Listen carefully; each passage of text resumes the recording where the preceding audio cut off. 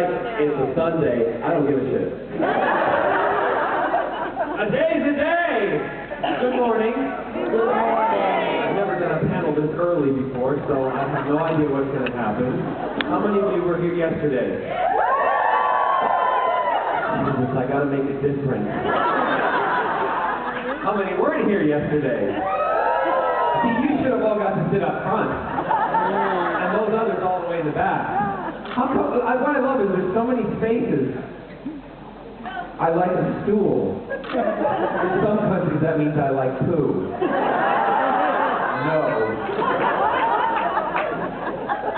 I'm not going to stand on it. I didn't get much sleep last night. I apologize. And it's not because of what you might think. It was because of two stupid college girls on a balcony all night in a room down below me. And they were having a party. And honest to God, I went to bed and I lay down and I thought, oh, this is so nice. I'm so tired. And I heard, so I was like, Susie, what are you going to do? And I was like, okay, because everything was like, oh my God. And I was like, okay, well, I said, I'm not going to do that.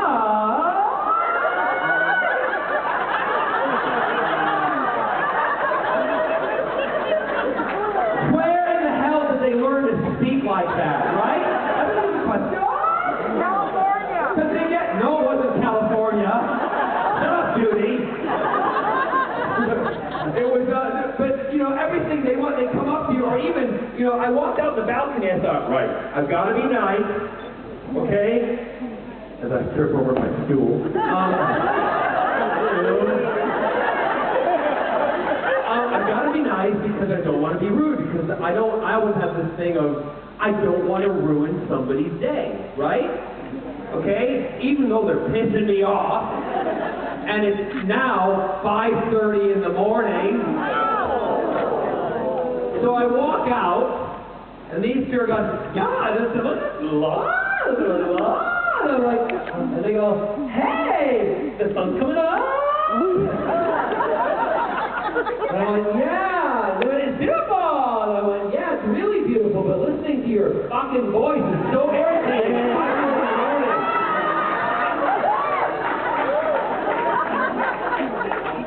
And you go to bed, and they were like, oh, really? So I went back in, and then I thought to myself, you know what? I'd make a really good dad. You know why? I'd be really strict. And I was talking about this coming in the car, and I'm thinking, I could do an advice panel for straight dads, right? To deal with daughters like that, and also sons. And you know what? Because they were standing there, and honest to God, she had shorts on where her ass was hanging out so bad, and she had a cut-off shirt where you could see the crescent moons under her boobies, right? Now, boys do the same thing, because the boys were on the balcony, and their shorts, which I didn't have so much problem with, and their tank tops, and the other thing that was really funny is they're standing there, and they had cigarettes in their hands, okay? Not cool to smoke, right? Whatever your prerogative is, but you could tell they had never smoked in their life. Because they weren't smoking the cool cigarettes, which apparently are like the Marlboro ones. They were smoking like pure white bleached Pall Mall 100. Standing there and going, oh, unbelievable. But I thought, you know, if I was a dad, I would like look at, you know, my daughter, if I had a daughter, and I would do the same with the boy, but if I had the daughter, because it was two girls, that's why I'm picking on them right now. But if I had a daughter, she came downstairs and was ready to go out, my husband Scott would be the dad who would go, I'll just let her go. I'm like, yeah, you want her to go out dressed like that because that's how you were dressed when I met you. You are not going out there with those shorts on because your ass is hanging out along with other things. And take that tank thing off because no one's seeing those. No one. So I don't care if it's like Abercrombie and Fitch. No, you look like Abercrombie Fitch. Now get back.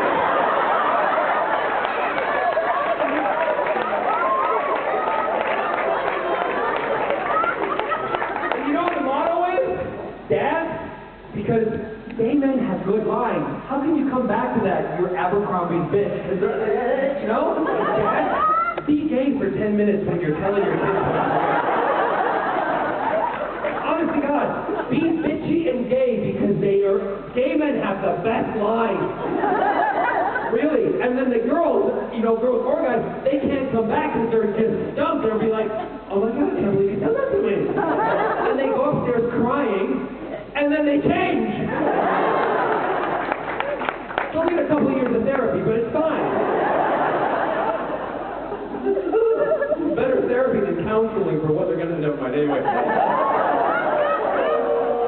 Stop it! So that was my evening. And my morning. And when I got into the elevator, there was like, a bunch of guys, and they were all standing there, and they had what was left of their cases of beer. And I got in, and they were all, they're like, hey, you want a beer? And I'm like, you hand me one of those, I'm shoving it where the sun doesn't shine. And then they look at you like, is that a fight dog? I'm like, no, you don't understand. I'm gay, I can do it. You'd be surprised what conditioner shampoo can do.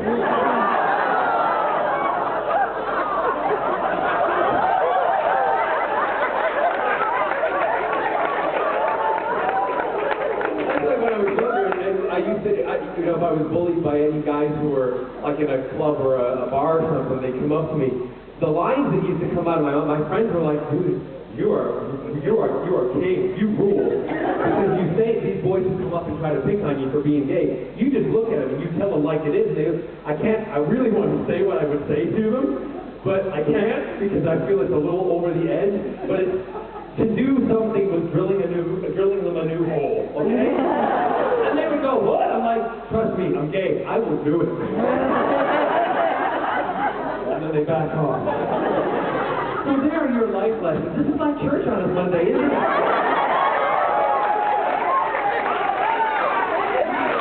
This is the kind of religion I want to belong to. True. I usually just go right to questions. Everybody goes, you've all been here before, you know what I do. And try to make them different from yesterday, because if you're not, I'm going to make your ass sit down. And they're like, oh no. Hello.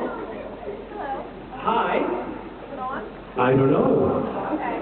I don't think it is on. Is it on? Doesn't sound like it. Speak again? I'm a techie. Hello? She's a techie. Hold on. Watch out for her.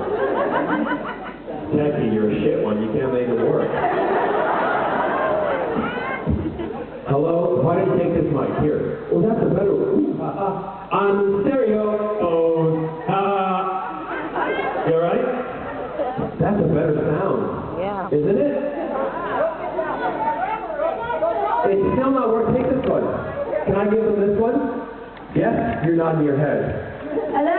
Oh my God. I thought you threw your voice there. Sorry about that. That's okay. There you go. Techie wins. I thought you said Trekkie wins. Go ahead. So this is my first convention. How old are you? 19. How old? 19 virgin. How come the lights just went out? Is this like an orgy or something? I wasn't planned for this. I didn't bring the shampoo or the conditioner. It's a tough one today, isn't it, Cookie? We're not going to talk about vaginas or farting. No, or really strong. What was it again? Oh, come over here. Oh, does that mean come here? Yeah, okay. I thought you farted and you're just laughing. Yeah. That's Gigi. That's a Gigi, right? Is it? Oh, so every time Gigi is your dog's name. Every time you talk to your dog now, you're like, Gigi, you're a vagina.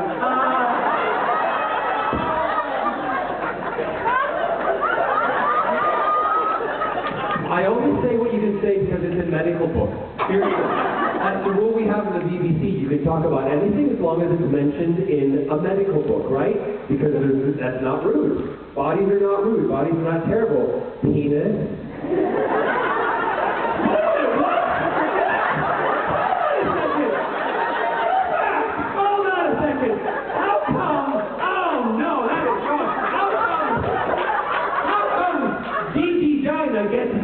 penis gets this. Penis.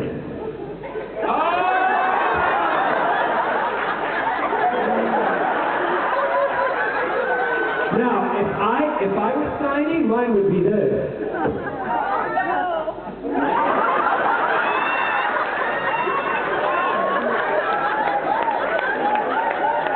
She's bowing. Oh my God. I love it. I have to have a drink. I was answering a question yesterday for a Klingon and he ranked out of one of these. I thought I'd just be like a Klingon. What? Is it? Sidja. Ja. Let's shut up in Klingon. Go ahead. I have heard rumors that you have a tendency to show off your boxers at the end. I don't know because I don't wear boxers. I wear tidy whities because my needs to be kept under control.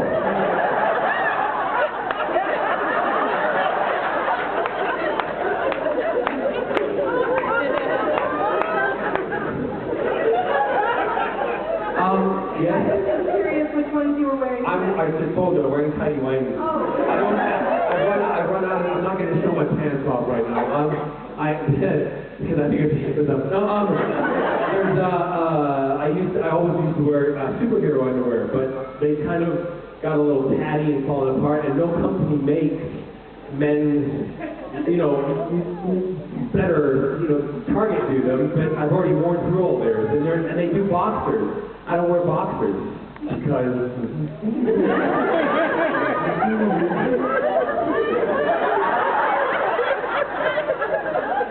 Underoos? I cannot wear underoos because when I was a kid, those were for kids. That's really wrong. If I go in and go, I have a pair of underoos, please. Thank you. You're welcome. Next question. Hi. Hello. How are you? I'm good. You? I'm really good. Good. So I know in the UK you just a couple months ago finished up your concert tour, and I was wondering if there were any plans to do it in the States. Well, most people in America don't know me as a singer. Sing something. You're not enough to go and do a national tour. I did a while back. I did do a thing where I petitioned online because I was told that if I got 500 signatures for each city, that would be enough to implement the promoters for the venues would go 500. They'll make money off of that. So they would allow me to do it, but I put the petition up, nobody signed it. No, we did. No. Some people signed it. Well, I can't do it because it looks a little desperate if I do it. So if somebody else does the petition, because, I have to be honest, I don't have to do the tour. I know you want me to do one, but I'd love to do one, but it costs an awful lot. I pay for them myself, and it costs an awful lot of money. And for me to invest all of that to not break even, because I don't make money when I do the tours. I literally just break even. We do it so we do break even, because I love it. And for me not to break even, being a businessman, I can't do it. I don't want to throw that money down the tube. So it has to be done that I know I'm going to break even. So if you guys want to do the petition, whatever city it is, it has to be more than one. It can't just be like Baltimore. I'd have to do 10 cities around the country, but there has to be 500 signatures for each city, and I'd love to do it, but, it's not possible at the moment, really. So I don't know how to answer that question. I could do, I have a choice. Here's the other choice, the dilemma I have. It's either doing convention or singing with symphony orchestras around the U.S. And I choose to do the convention.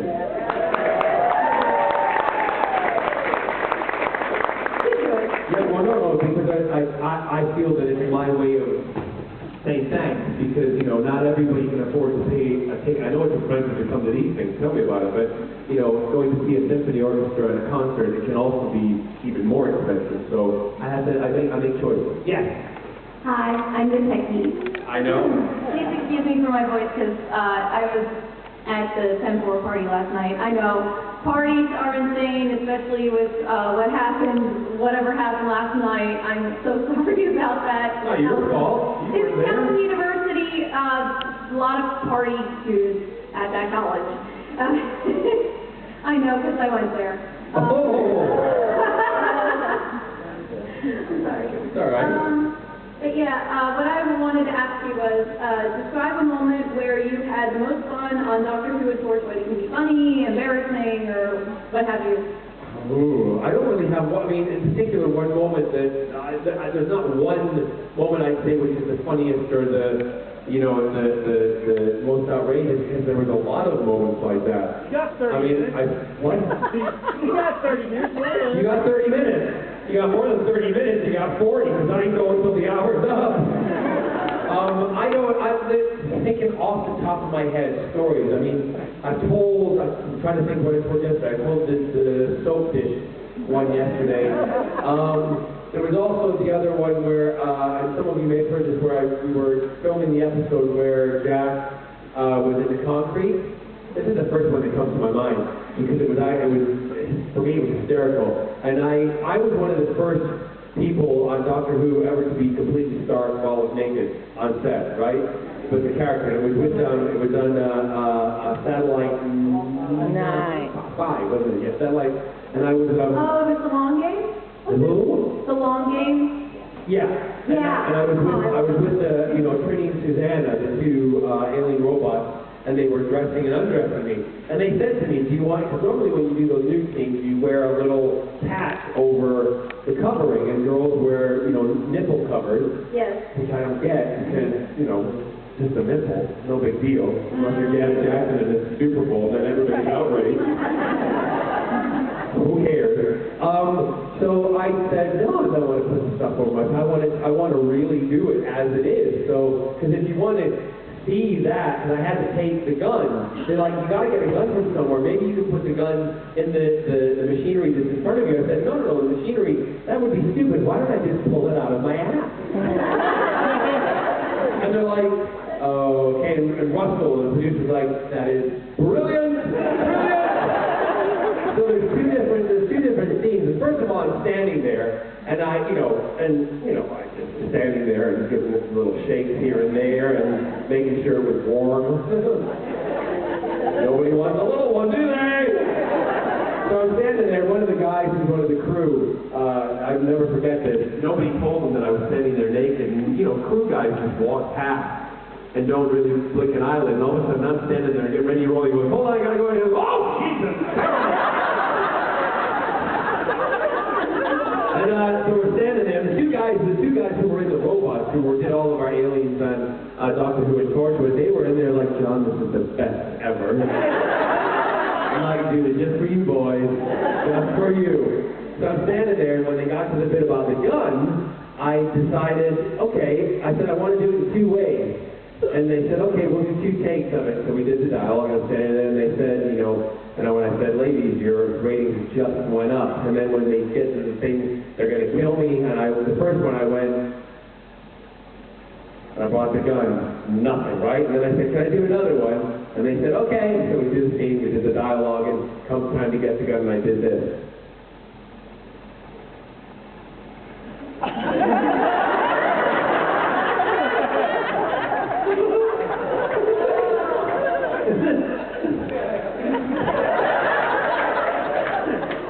There was no conditioner on it. And they went, cut! And I went, so which one? They went, well, number 2, brilliant. Loved it because we got it. He said, but we don't think we can show that at 6 o'clock in the evening. Might not go down very well. So they used the other one, but still everybody got where it was. These people come up to me and go, where did you hide your gun? I'm like, are you that stupid? Really? Like a girl? But the other one was when I was on being chucked off of in a cement block, and Captain Jack was being saved. Jan throws him off the cement block, and the cement block breaks, and I get out, and again, I'm naked. They wanted to make me naked in the show, so I decided again I'm not covering it up. And again, I warmed it up to where it wasn't just shall we say, sloppy. It was a little bit pointing. And all the other guys in the car had to come around, Eve and Gareth and Ty, and they had to get out of the car. And I hadn't told them what I was doing. So they come around the bend and they get out of the car and you see them coming out. Now go back and watch this one because you'll actually see this. Eve gets out. Gareth actually first gets out and he walks towards me and he goes. Because again, I'm standing there and it's like. Woo! And then Ty gets out of the car and he goes, oh. Eve gets out of the car and she's going all, giving it all gorgeous and serious, and she goes,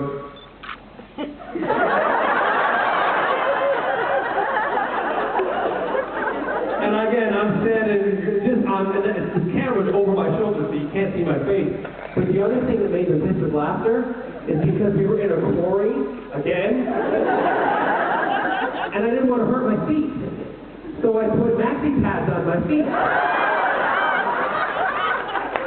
Those suckers are really absorbent. Because I had to walk towards them, and all of a sudden I'm going, oh my God, they're getting really heavy. By the time I got to my position where I was finished, they were like that thick. But thank God, I got through the water very carefully because they had wings.